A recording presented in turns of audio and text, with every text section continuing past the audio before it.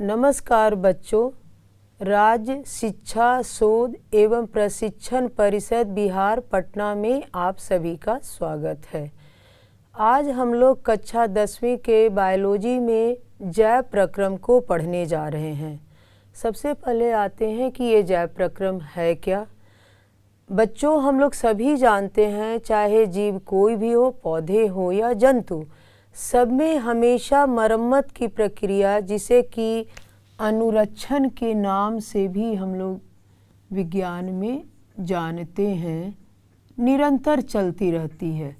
चाहे हम क्रिया करें या क्रिया नहीं करें, जैसे जब हम सोए रहते हैं या आराम में रहते हैं, तब भी हमारे शरीर में कोई ना कोई प्रक्रिया चलती रहती है। जैसे अभी हाथ मेरा कट जाए तो कुछ दिन के बाद ये हीलिंग हो जाएगा। हमें चोट लगती है, बहुत सारे ज़िंदगी में ऐसी घटनाएं होती है, तो हमारा शरीर फिर से उसे रिकवर करता है और हमारा शरीर पूरी तरह फिर ठीक होता है। तो इन सब प्रक्रियाओं के लिए जीवों को क्या चाहिए? इन सब प्रक्रिया कार्यों को करने के लिए सबसे पहले क्या चाहिए? ऊर्जा। यानी शरीर के अंतर्गत कोई भी प्रक्रिया हो रही है, बड़े काम छोटे काम, तो ऊर्जा की आवश्यकता होती है। और ये ऊर्जा हमें किस चीज़ से मिलती है? चाहे जीव कोई भी हो, इस ऊर्जा के लिए चाहिए भोजन। चाहिए या नहीं चाहिए? यानी चाहिए सबको। जैव प्रक्रम यानी अनुरक्षण करने की इसी प्रक्रिया को जैव प्रक्रम कहते हैं। यानी शरीर में मरम्मत का कार्य, वृद्धि होने का कार्य। जैसे छोटे बच्चे हैं तो वृद्धि करते हैं, छोटे पौधे हैं तो बड़े पौधे में परिवर्तित होते हैं। यानी मरम्मत के साथ साथ वृद्धि का भी काम, अन्य जितने भी कार्य होते हैं वो सारे जैव प्रक्रम के अंतर्गत आते हैं। इसे बायोलॉजिकल प्रोसेस भी कहते हैं, जैव रासायनिक प्रक्रिया भी कहते हैं। जैव रासायनिक प्रक्रिया क्यों? क्योंकि रासायनिक प्रक्रिया जब जीवों के अंतर्गत हो, सजीवों के अंतर्गत हो, तो इसे जैव रासायनिक प्रक्रिया कहते हैं। कुछ जैव प्रक्रम ऐसे हैं जो किसी भी जीव को जीवित रहने के लिए आवश्यक है। जैसे मैंने बताया कि ऊर्जा के लिए मुझे क्या चाहिए? भोजन। और ये भोजन हमारे शरीर में कोई भी जीव उसका इस्तेमाल कर सके, तो एक प्रक्रिया होती है जिसके द्वारा इस्तेमाल कोई भी जीव कर पाते हैं, पोषण। यानी ऊर्जा हमें तब मिलेगा जब भोजन के द्वारा हमारा शरीर उसे पोषित कर लेगा। पोषण करने के बाद क्या होता है? ये भोजन टूटेगा और हमें ऊर्जा प्रदान करेगा। तो दूसरी जैव प्रक्रिया जो है वह है श्वसन। अब श्वसन, ये दोनों कार्य होने में शरीर में कुछ न कुछ तो वेस्ट मटेरियल भी तैयार हो रहा है, जिसे निकालने की शरीर से आवश्यकता होती है। अगर वो वेस्ट मटेरियल हमारे शरीर में रह जाए तो किसी भी जीव के लिए वो नुकसानदायक है। उसे किसके अंतर्गत लाएंगे? उत्सर्जन, यानी बाहर निकालने की प्रक्रिया को उत्सर्जन कहते हैं। साथ ही साथ पोषण के द्वारा, शोषण से जो ऊर्जा निकलती है या उत्सर्जित जिस पदार्थ को हमारा शरीर करता है, उसे शरीर में एक जगह से दूसरे जगह पहुंचाया तो जाता है। जहां से निकालना है उसे बाहर निकालना है, उस पदार्थ को वहां तक लाने के लिए एक और तंत्र काम करता है, परिवहन तंत्र। इसे परिसंचरण तंत्र भी कहते हैं। यानी ट्रांसपोर्टेशन जो हमारे पूरे शरीर में होता है, इसे परिवहन तंत्र भी कहते हैं और परिसंचरण तंत्र, दोनों के नाम से जानते हैं। ये हमारे जीव कोई भी हो, ये इतनी प्रक्रिया सारे जीवों में होती है, चाहे पौधे हों, जीव जंतु हों। इसे कभी कभी आप लोग पढ़ेंगे तो लोग इसे एसेंशियल लाइफ प्रोसेस कहते हैं या लाइफ प्रोसेस 1 के अंतर्गत रखते हैं। कुछ और हमारे शरीर में प्रक्रियाएं होती हैं, ये उसे लाइफ प्रोसेस 2 भी कहते हैं। वो जीवित रहने के लिए, प्रतिदिन के लिए आवश्यक नहीं है, पर वो सजीव ढंग से काम करे इसके लिए उसे ज़रूरत पड़ती है। जैसे जनन है,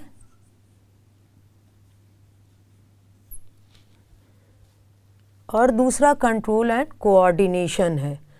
तो ये दो प्रक्रियाएं हमें जीवित रहने के लिए आवश्यक नहीं है, पर जीव संतति कायम रहे उसके लिए जनन की आवश्यकता होती है। कंट्रोल एंड कोऑर्डिनेशन इसलिए ज़रूरी है कि कोई भी जीव सही तरीके से कार्य करे।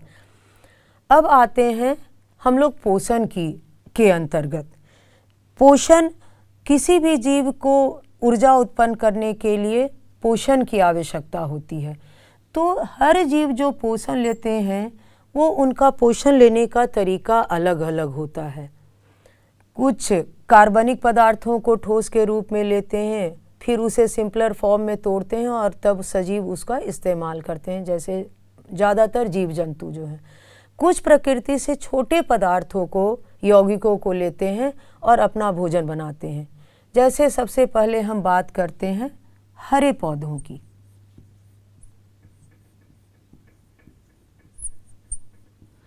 तो हरे पौधे प्रकृति से क्या लेते हैं? हरे पौधे प्रकृति से लेते हैं जल, और दूसरा क्या लेते हैं? Carbon dioxide.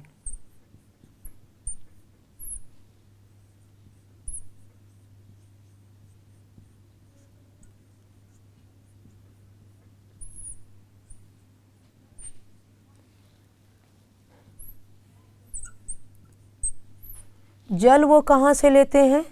जल ज़्यादातर पौधे अपनी जड़ों से लेते हैं। उनकी जड़ें मिट्टी में रहती है, मिट्टी से अवशोषित करके वो जल लेते हैं। कार्बन डाइऑक्साइड जनरली कहाँ से लेते हैं? वातावरण से, यानी वातावरण में जो हवा मौजूद है उससे लेते हैं, और इन दोनों को लेकर के फिर वो बनाते हैं अपना भोजन। तो ऐसे जीव जो अपना भोजन स्वयं बनाते हैं उसे क्या कहते हैं? स्वपोषी। यानी हरे पौधे को हम लोग किसके अंतर्गत रखेंगे?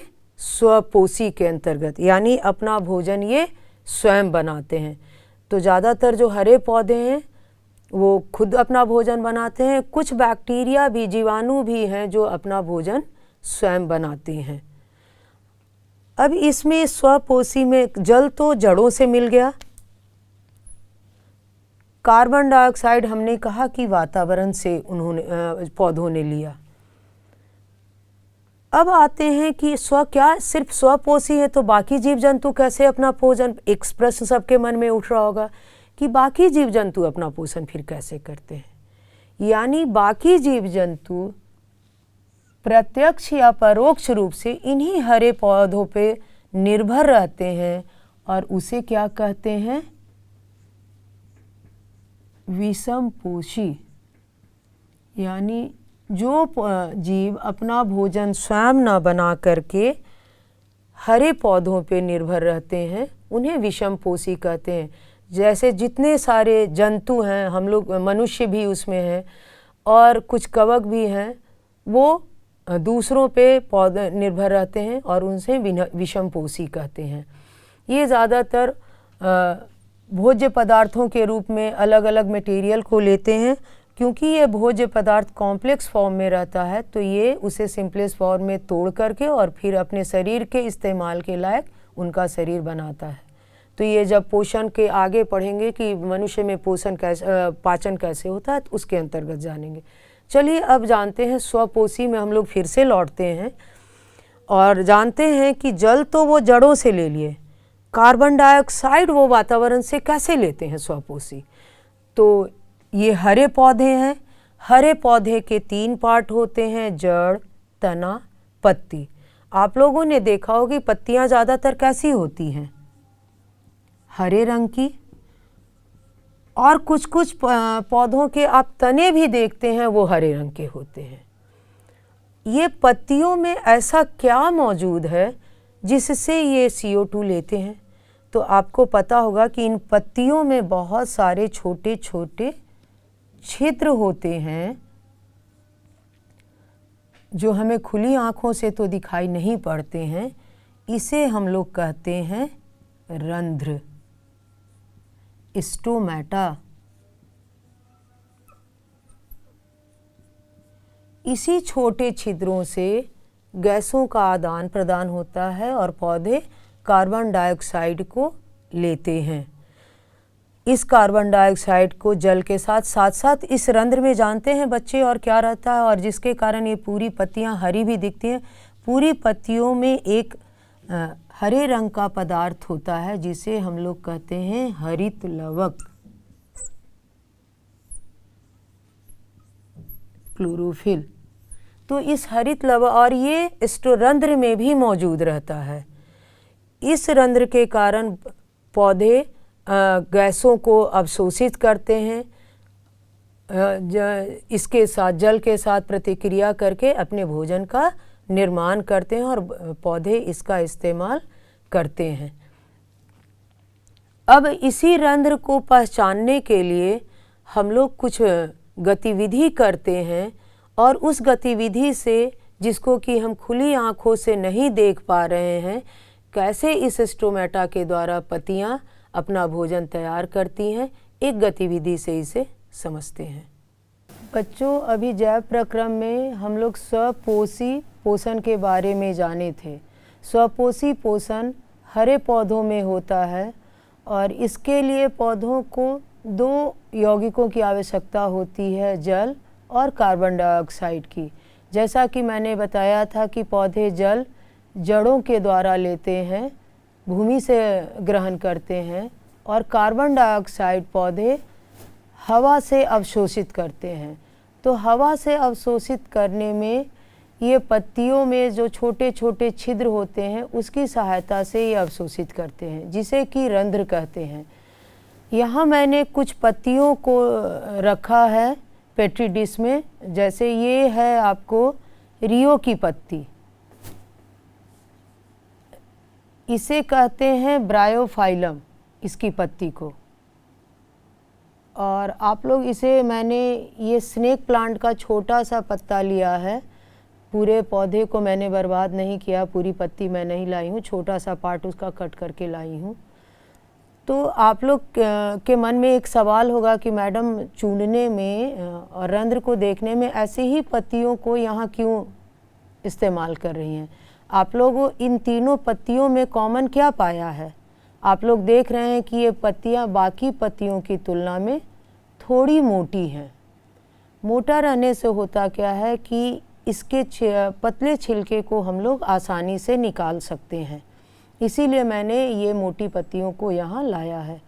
और इसको जब भी पत्तियों को लाएं तो इसे पानी में ज़रूर रखें ताकि इनकी कोशिकाएं जीवित रहें, और जब तक आप प्रैक्टिकल गतिविधि करें तो आसानी से देख सकें। अब इसे देखने के लिए हम लोग क्या करेंगे, इस पत्तियों को पहले बीच से तोड़ेंगे और इसके पीछे की, अगर आप ध्यान से देखेंगे तो इसके ऊपर पीछे में देखिए एक थोड़ी पतली सी झिल्ली आई है। इसी पतली सी झिल्ली को मैं यहाँ अलग करूँगी इससे, और यहाँ वॉच ग्लास में रखे हुए वॉच ग्लास में इसकी झिल्ली को मैं, बच्चों आप देखेंगे कि एक बहुत पतली सी झिल्ली निकली है। अगर फॉरसेप की सहायता से या आप अपने नाखून की सहायता से, जैसे आपको सुविधा हो, आसानी से इसे निकाल सकते हैं। इसमें से जो झिल्ली आपकी अच्छी होगी उसे उपयोग के लिए लेंगे, क्योंकि सारी झिल्लियों से फिर स्टोमेटा आपको अच्छा नहीं दिखेगा। तो इस बात का ध्यान रखेंगे कि आप झिल्ली निकालने में जो अच्छी झिल्ली पतली वाली आएगी, बार बार कई झिल्लियाँ निकालें, उसे वॉच ग्लास में डालते जाएं, और जो सबसे पतली और अच्छी झिल्ली होगी उसका छोटा सा टुकड़ा हम लोग फिर माइक्रोस्कोप में लगाएंगे। यहाँ मैंने कई झिल्लियों को मैं निकाल चुकी हूँ बारी बारी से। अब इस कौन सी झिल्ली मेरी अच्छी है, मैंने पहले की भी गतिविधि में मैंने बताया था आपको, आज मैं फिर बता रही हूँ कि जब इसके नीचे, इसे क्या कहते हैं, फिल्टर पेपर या ब्लॉटिंग पेपर, इसके नीचे जब वाइट रखते हैं तो आपको कौन सी झिल्ली पतली है आपको स्पष्ट रूप से दिखाई देगी। यहाँ जैसे मुझे दिखाई दे रहा है कि मेरी एक झिल्ली बहुत अच्छे तरीके से निकली है, इसमें कुछ पार्ट्स लीफ के एक्स्ट्रा लगे हुए हैं, उसे मैं रिमूव करूँगी और इसे फिर मैं दूसरे वॉच ग्लास में, मेरे पास एक और वॉच ग्लास है, इसमें मैं इस झिल्ली को, जो झिल्ली मेरी अच्छी निकली है, उसे मैं ट्रांसफ़र करूँगी। और इसमें ये है सैफ्रोनिन। सैफ्रोनिन के बारे में मैं पहले भी जानकारी आप लोगों को दे चुकी हूँ। एक कलरिंग एजेंट है जिसका हम लोग टिश्यू को या सेल को कलर करने में इस्तेमाल करते हैं। तो थोड़ी देर हम सैफ्रोनिन में डाल करके वॉच ग्लास पर इसे छोड़ेंगे और फिर इसे एक स्लाइड पे हम लोग इसको रखेंगे। सैफ्रोनिन अगर ज़्यादा हो गया है तो इसे हम लोग थोड़ा पानी से वॉश भी कर लेंगे ताकि एक्स्ट्रा सैफ्रोनिन जो है वो निकल जाए और हमें अच्छा स्लाइड दिखे। अब इसे हम लोग इसको स्लाइड पर आहिस्ता से ऐसा रखेंगे ताकि ये मुड़े ना, मुड़ जाएगा तो फिर हमें इसमें आपको दिखेगा नहीं। और इसमें थोड़ा सा इससे हम लोग पानी इस पे डालेंगे। पानी डालने का अभिप्राय ये होता है, एक तो ये इसे सूखने से बचाएगा, दूसरा कवर स्लिप आसानी से इस पे हम रख सकते हैं। ये है कवर स्लिप, छोटा सा, मैंने उस दिन एक दिन पहले भी चर्चा की हूँ। इस कवर स्लिप को आसानी से धीरे धीरे निडल की सहायता से हम इसके ऊपर रखेंगे। और ध्यान रखना बच्चों इसको कि ताकि इसमें एयर बबल ना आए। धीरे धीरे अगर हम रखेंगे तो एयर बबल नहीं आएगा, और अगर एयर बबल आ गया है तो धीरे धीरे टैप करते हुए उस एयर बबल को हम लोग दूर करने का भी प्रयास करेंगे। अब चलिए देखते हैं कि माइक्रोस्कोप में ये दिखता कैसा है। इसे हम लोग माइक्रोस्कोप में लगाएंगे और एडजस्ट करेंगे। एडजस्ट करने के बाद इसे हम लोग, इसे आई ऊपर वाले को बताया है मैंने पहले भी कि आईपीस कहते हैं, इससे सेट करेंगे और माइक्रोस्कोप में हम लोग देखेंगे कि वो जो छिद्र नहीं दिखता है जिससे पौधे गैसों का आदान प्रदान करते हैं वो कैसा दिखता है।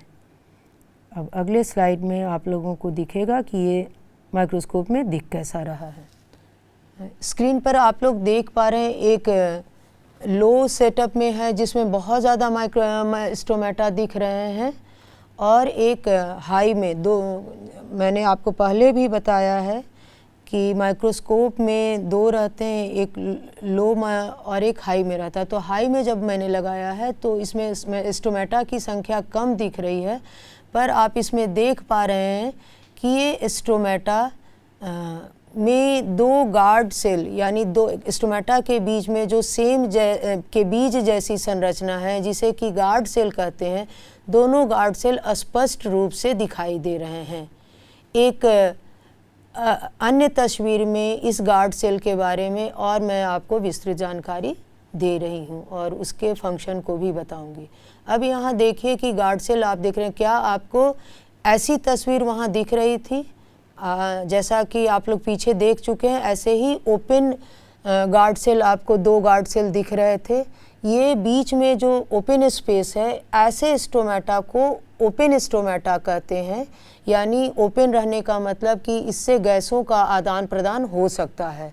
ये सेम जैसी संरचना को गार्ड सेल कहते हैं। बीच में जो वाइट पार्ट ज़्यादा दिख रहा है उसे वैक्यूल कहते हैं, यानी खाली जगह को वो भरे रहता है। और छोटी छोटी बीच में जो संरचनाएं हैं वो क्लोरोफिल है, क्लोरोप्लास्ट है, जिसके कारण कि पत्तियां ग्रीन दिखती हैं। एक दूसरी तस्वीर भी आपको बगल में दिख रही है, जब ये दोनों गार्ड सेल एक दूसरे से सटे हुए हैं, ऐसे स्टोमेटा को क्लोज्ड स्टोमेटा कहते हैं। और जब इस स्थिति में गार्ड सेल रहते हैं तो इसमें गैसों का आदान प्रदान नहीं होता है। अब आपके मन में एक सवाल ज़रूर उठ रहा होगा कि ये गार्ड सेल ओपन कैसे होते हैं और क्लोज कब होते हैं। तो बच्चों, आपको जानना चाहिए कि ये स्टोमेटा पौधों में गैसों का आदान प्रदान तो करता ही है, साथ साथ पौधों के अंदर जल को भी नियंत्रित करता है।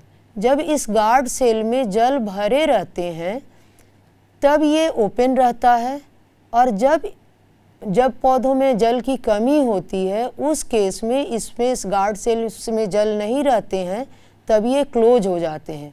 उस केस में गैसों का आदान प्रदान नहीं होता है। तो ओपन स्टोमेटा रहेगा तो गैसों का आदान प्रदान होगा। इसके साथ साथ इस स्टोमेटा से, ओपन स्टोमेटा से एक और प्रक्रिया होती है जिसे कहते हैं ट्रांसपीरेशन, यानी जल जब वाष्प के फॉर्म में स्टोमेटा के द्वारा निकले तो इस प्रक्रिया को ट्रांसपीरेशन कहते हैं। यानी गैसियस एक्सचेंज के साथ साथ ट्रांसपीरेशन भी स्टोमेटा के द्वारा होता है। आप समझ गए होंगे कि स्टोमेटा 2-3 कार्य करते हैं: गैसों का आदान प्रदान, ट्रांसपीरेशन, और पौधों के शरीर में जल का नियंत्रण भी रखता है, यानी जल को मेंटेन करने का भी काम करता है। अब बच्चों, कुछ कार्य आप लोगों के लिए मैं यहाँ एक सारणी के रूप में दे रही हूँ। स्क्रीन पर एक सारणी आएगी। मैंने यहाँ 2-3 पत्ते लिए भी थे, आपको दिखाया भी था गतिविधि करने के पहले। मैं पत्ती के निचले हिस्से से झिल्ली से स्टोमेटा को देखा था। आप लोगों को मैंने 3 पत्तियों के नाम दिए हैं: ब्रायोफाइलम, रियो, स्नेक प्लांट। आप लोग और कुछ अन्य पत्तियां जिसकी पत्तियां मोटी हों या पतली पत्तियों को भी ले सकते हैं। और पत्ती के ऊपरी झिल्ली को सूक्ष्मदर्शी में देखें और जितने एरिया को देख रहे हैं उसमें रंध्रों की संख्या की गिनती करके लिखें, और पत्ती के निचले सतह की झिल्ली को भी लगाएं और उसमें रंध्रों की संख्या देखें। और ऐसी कई पत्तियों का चार्ट तैयार करें और अवलोकन के बाद आप ये बताएं किस ऊपरी सतह में या निचले सतह में किस में रंध्रों की संख्या ज़्यादा है, और अगर जिसमें ज़्यादा है तो ऐसा क्यों है। इसीलिए अवलोकन के लिए मैंने कुछ आधारित सवाल भी दिए हैं कि अवलोकन के बाद आपने क्या पाया उसे लिखें। क्या दोनों सतहों पर रंध्रों की संख्या समान थी? अगर नहीं तो उसका कारण बताएं कि क्यों समान नहीं थी। किन पौधों में रंध्र नहीं पाए जाते हैं, ये आपके लिए खोज करके देने वाला सवाल है। बच्चों, जब आप ये गतिविधि करेंगे तो कुछ सावधानियां बरतना बहुत ज़रूरी होता है, तभी आपको माइक्रोस्कोप में अच्छे स्लाइड मिल पाएंगे और आप देख पाएंगे। झिल्ली को स्लाइड पर इस प्रकार रखें कि ये मुड़े नहीं। सबसे पहले झिल्ली हर हाल में मुड़ना नहीं चाहिए, तो वॉच ग्लास में रखने में इस बात का ध्यान दें। ब्रश अगर मुड़ गया है तो ब्रश से उसे सीधा करें। साफ शीशे का स्लाइड और साफ कवर स्लिप का उपयोग करें। अगर कवर स्लिप और स्लाइड गंदा होगा तब भी आपको अच्छा स्लाइड नहीं दिखेगा। झिल्ली को स्लाइड के बीच में रखें तो आपको माइक्रोस्कोप में सेट करने में सुविधा होगी। कवर स्लिप को पहले भी मैंने बताया है कि इस प्रकार रखें निडल की सहायता से, ताकि उसमें एयर बबल ना रहे, और अगर रहें तो धीरे धीरे टैप करके उसे निकालें भी। आप ऐसी छोटी छोटी सावधानियां बरतेंगे तो आपको स्लाइड बेहतर मिलेंगे और आगे की अन्य गतिविधियों को करने में भी फ़ायदा होगा। तो बच्चों, आप समझ गए कि गतिविधियों को करने में किन किन छोटी छोटी बातों का ध्यान रखना है। ऐसे आप गतिविधि और ज़्यादा करें और अवलोकन को बढ़ाएं। धन्यवाद।